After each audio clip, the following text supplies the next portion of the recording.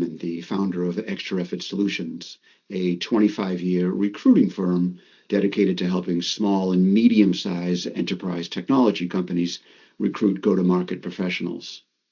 Today, we'll be talking with 4 Xtra Effort customers, all CEOs, and the panel will be discussing how AI has presented both opportunities as well as challenges to help them grow. The meeting will include Patrick Van Deven, the CEO of VaultSpeed out of Belgium. Shane Cook, CEO of Etiometry, a clinical decision support software. Shane, if I messed up the pronunciation of Etiometry, I'm sure I'm not alone, but I apologize. And Bob Potter, former CEO of several enterprise technology companies, many who have favorable exits, and a leading board member of Izzy Software, Big Band Software, Blue Dolphin, and VaultSpeed. And we also have Gavin Finn, CEO of Kaon Interactive, an interactive storytelling platform for the life science, IT, and industrial sectors. Is that right, Gavin? Okay, good. And we also have Nancy Shipley, managing partner of Xtra Effort Solutions, and Alex Shipley, a partner at Xtra Effort Solutions. So why don't we get right into it? And the first question is, what parts of your company will AI help you most punch above your weight with improved productivity gains across product development and go-to-market execution? Anybody want to start? I'm happy to jump in. Okay. Yeah, so at Etiometry, and you nailed the pronunciation. Well done. Yeah, we actually have, well, we think of AI in a couple of different perspectives. Number one, we're an AI company. So we've been doing AI for healthcare in the ICU for 10 plus years, well before AI became mainstream or cool. We were kind of on the leading edge of that. So, we use it for productivity gains we have a local instance in our company where we actually use it for product development, for coding. Our R&D team uses it to actually check code and develop new code, et cetera.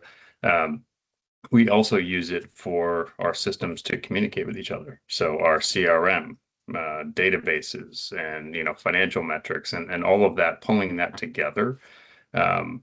I used it. I have a board meeting tomorrow. I built a bunch of slides, threw it in our local instance, and said, write me a conclusion and an executive summary. That's kind of the base usage of AI. So we use it quite a bit. We think it's going to ultimately increase efficiency, not necessarily replace people right now. That's not necessarily the goal. It's making the people we do have more efficient and productive. So use it every day. Great. Good. Anybody want to choose to expand upon that? Maybe I can a bit. We're also an AI, data and AI company. We are in an automation software company. So we've been doing automation for many, many years. And we used to do it with a rule-based system and a kind of a user interface built for humans. And what it really changes now is the way software is consumed. Doesn't necessarily need a UI anymore for the automation that we produce that could be consumed by another AI on the other side, which has made us really reflect on what is it that we still want to build. And so to your question, Mark, the major productivity factor we've seen is really in coding. Okay. It's quite obvious now. We have pushed it to the max. There is no lines of code written by humans anymore in the new stuff that we build. It's all written by agents, supervised by very senior developers. And that has changed the way we looked at the engineering function, because we are in a quite expensive country in Belgium, not easy to find talent, very rigid labor laws. We offshored the development in Eastern Europe for many years. And that is the function that AI is now replacing at very high speed. So we're keeping some of the senior over there, but the juniors are actually literally replaced. Good. So Shane and Patrick, you provided two very solid examples as to how it's used and on an everyday basis. If we were to zoom out in how AI is on a perception basis as a CEO, as CEOs, how do you feel the pressure to use it for everyday value as well as to position the company to your investors and the board to make sure that it's being perceived in order to drive greater valuation? Yeah, I mean, we spend a lot of time, I would say, just starting with customers, hospitals. We sell to hospitals, the health systems, where a key part of our pitch has to be the differentiation of AI. If that's one thing I would point to, is that AI is a buzzword and there are different types.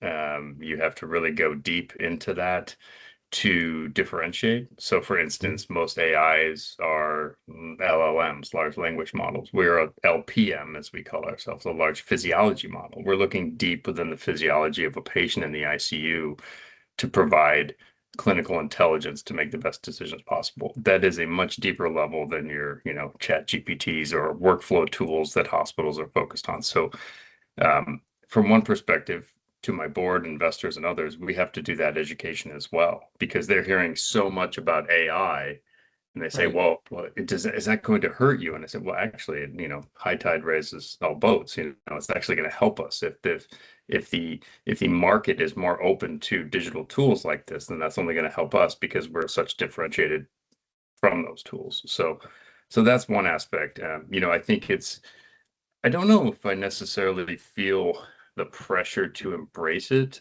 just because we did so early and we've always been communicating on that. So we're not trying to play catch up by incorporating it into our own business. It's something we embraced early on.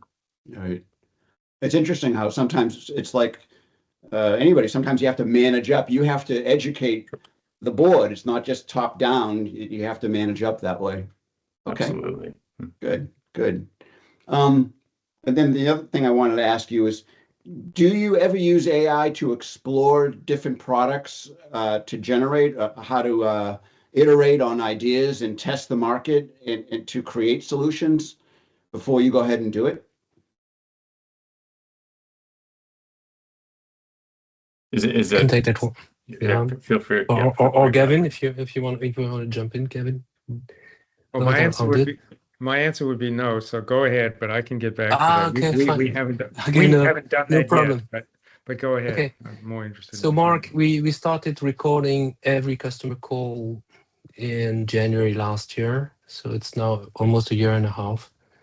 So it's a library of over 3,000 customer calls, recorded, transcribed, and processed by AI, which gives us insights into what they like, what they don't, but also all the prospecting calls, like sales calls, because people that will never be a customer of us, okay, and the reasons why. It's a gold mine for product management. Compare that to relying on a salesperson, listening to the needs of a customer, maybe writing a sales call report.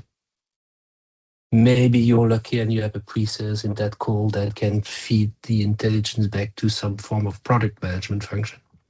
Okay. Mm-hmm. Compare that with the ability to zoom in, listen to that segment pointed by AI where they speak about this competitor or what they like or not like. It's amazing. For marketing, I would say half of our website is sourced out of real quotes from real customers per industry vertical.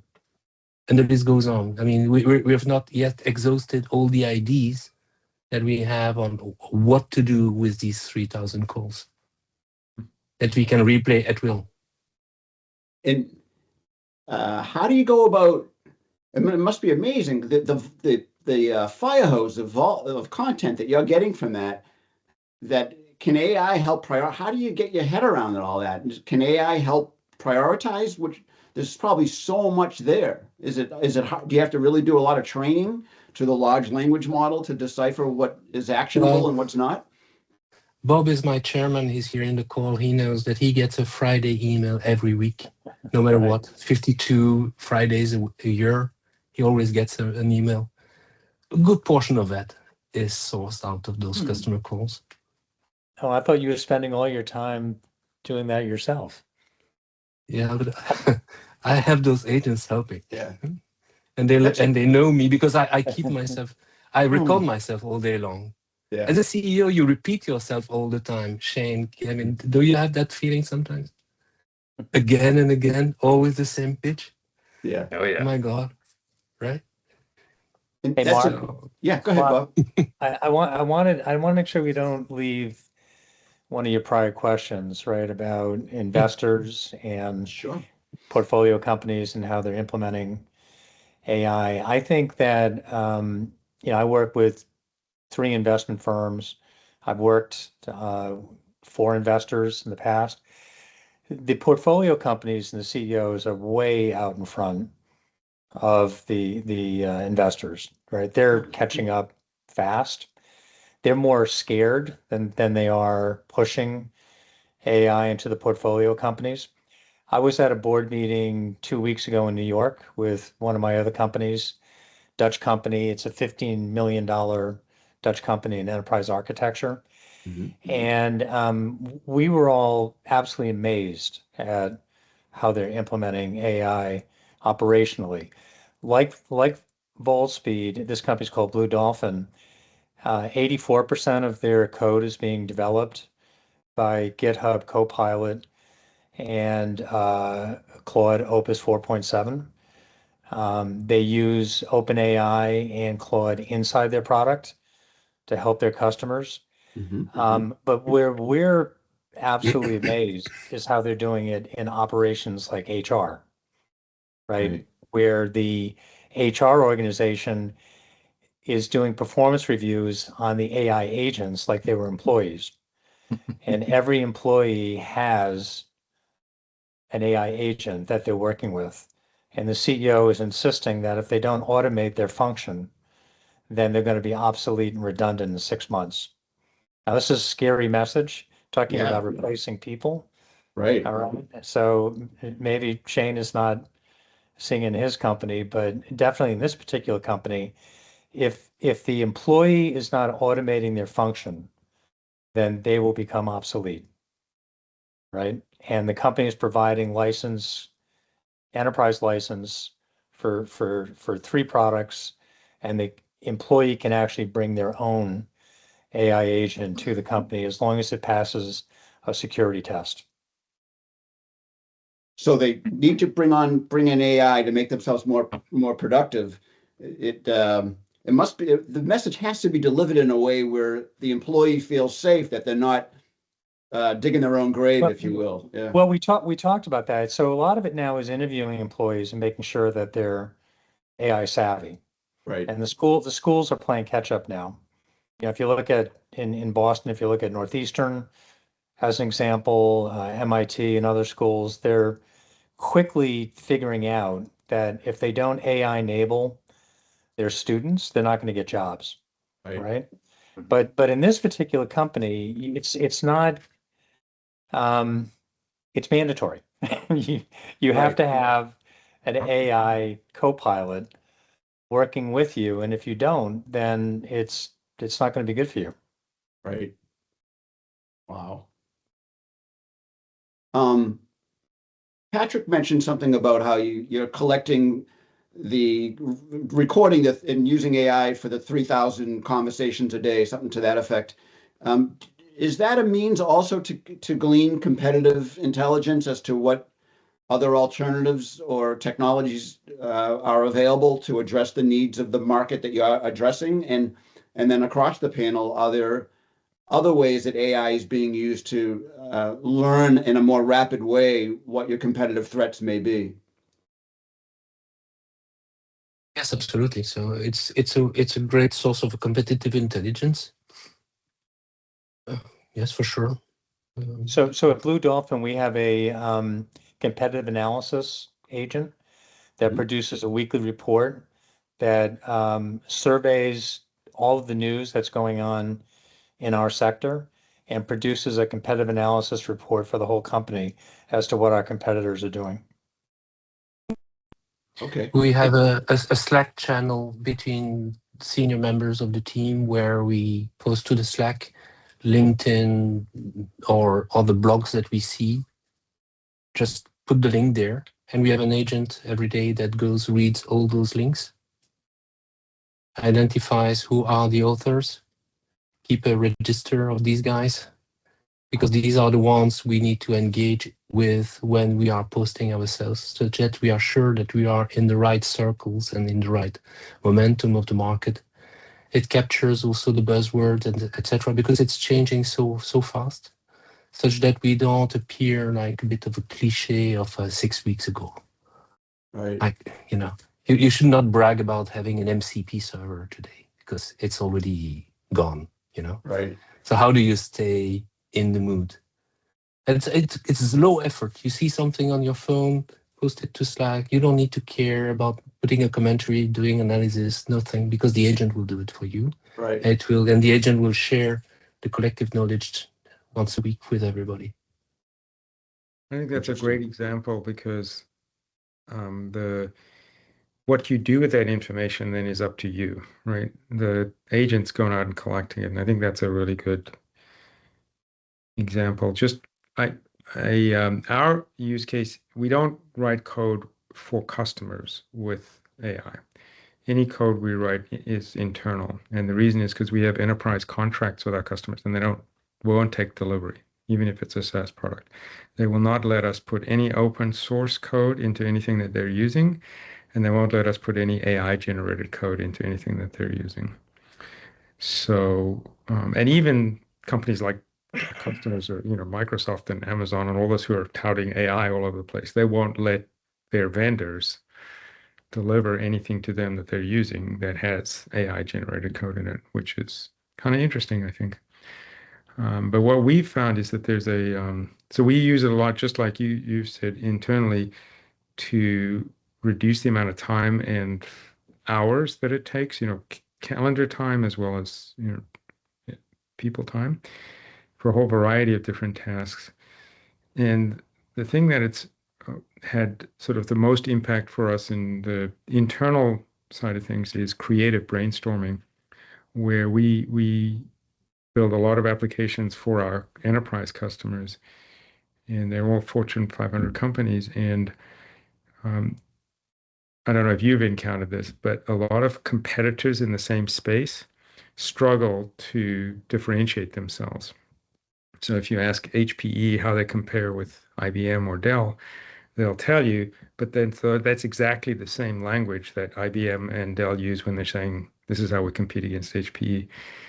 So what we have to do is we have to find ways of telling that sort of same differentiated story, I'll use that in quotation marks, in a completely different way, because they're all our customers, right? So they're all saying the same thing.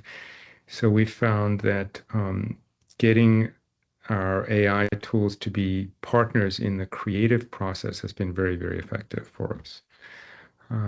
Not necessarily to ultimately do or build. Sometimes they, as I said, do internal either coding or automation, but to help us build a better solution for the customers. And that's been really phenomenally effective. We're in the life sciences industry, as you mentioned, Mark, we're actually doing very detailed biological animations and descriptions of how things work, because we've been able to do that kind of creative brainstorming in a way that we never have before.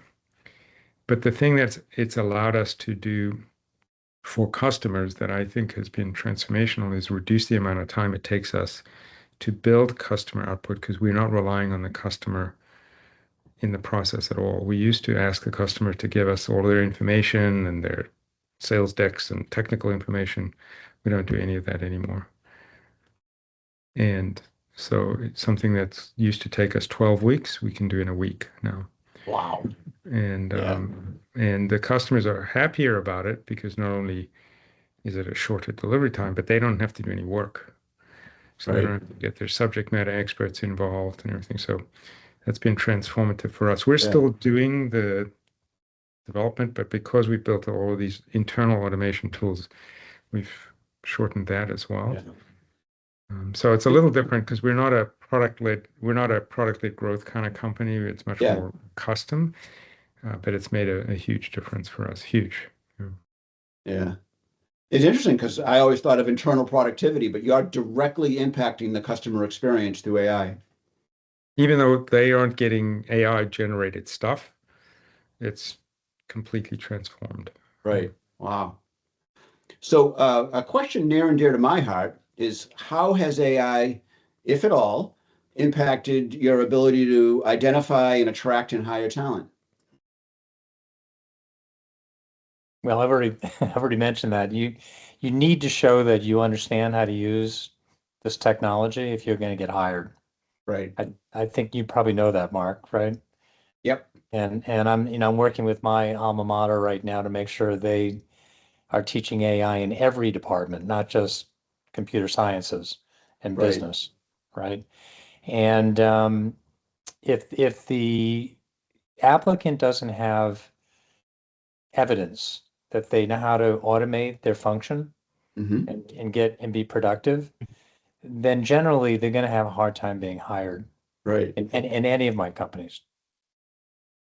We for a long time now, we've said, oh, our client is AI as a way to compel a candidate to say, oh, I want to be part of them. But that message needs to change because that's just table stakes. Everybody is, whether they are or not, is AI. So I'm working with our customers to be more nuanced about their messaging, and I take it on ourselves at Xtra Effort to, well, what about AI? How are they using AI that is leading edge, that is adding value to the customer experience or internal productivity? And that messaging needs to be crisp and effective. And I think for your own internal talent acquisition teams or the recruiters that you work with or your hiring managers, to get that down is of importance. And I'm not sure what you may be doing to help hone that recruiting message as to how you're using AI to add value.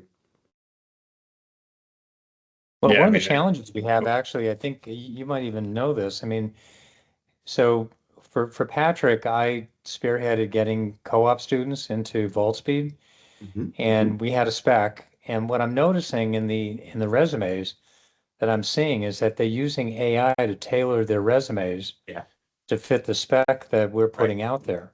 And they even replay value propositions that they were able to get off the website to make themselves more appealing to us. And the skills that we're looking for just magically appear in their resume. So, and by the way, if you see one grammatical mistake on a resume now, you got to question Right. how good that applicant is. They haven't even run it through ChatGPT to make sure that it's proper English. Good. So yeah, ahead, from my please. perspective, I completely agree with Bob on looking at applicants and ensuring that they are AI forward or able to step in and that's part of what they do. That's critical. I also think just from a company budgeting and recruiting standpoint, when you go through your budget cycles every year and of course you poll your team and you come up with, oh, we need 50 new people to do, what we want to do. Of course, that's always the case, right? But then when you actually bring it down to reality, it's much less than that. But I think that's changing the conversation in budgeting to be, when someone says, oh, my team is struggling with bandwidth, it's how much is that team embracing AI? Is there something that AI could do instead of hiring that FTE, which is $150,000 a year? Like how are you doing things differently? So look, we still hire people. I mean, of course that's going to be the case, but it has entered into the equation for those discussions. Wow. That's good. Yeah, I want to make a quick point on budgeting, Shane. Thank you. So usually when you think about a headcount, you think about base salary, variable, and overheads, benefits and that. Now what we're doing at Blue Dolphin is we're adding 30% of their base salary to token usage because we're expecting them to burn tokens. And what we're seeing is that in the April month we're in right now, their use of tokens has exponentially increased over March, and we're not even through the month yet. Yeah. I posted a Slack this week saying, guys, don't use Opus if Haiku is good enough, right? The difference in cost is 100x. Wow. Okay, so Sonnet versus Haiku is about 10x, and then Sonnet versus Opus can be 5 to 10x, especially if you activate long thinking. So come on, if it's yet again another customer call transcript that you need to PDF, I mean, All right. be cost conscious, because the costs are skyrocketing. And I believe that with the IPO of Anthropic and OpenAI coming this year, we will get more transparency on their true cost, because they need to file their application for IPO. How do you call that in the US? Like the Security Exchange Commission. Mm-hmm. Yes. All right. So we will see how much this business is subsidized. I don't want to sidetrack the conversation, but I think the cost is on the rise, that's for sure. Well, I wanted to thank everybody. I hope that you learned from one another. I certainly have learned a lot. I saw a lot of heads nodding, and so I really appreciate it. And I look forward to learning what you have for another session, perhaps, how you envision AI impacting 2027, 2028. Sure. But that's a subject for another time. But thank you very much, and we will all talk soon. Sounds good. Thanks, Thank you, Mark. everybody. Thank Pleasure Thank meeting you.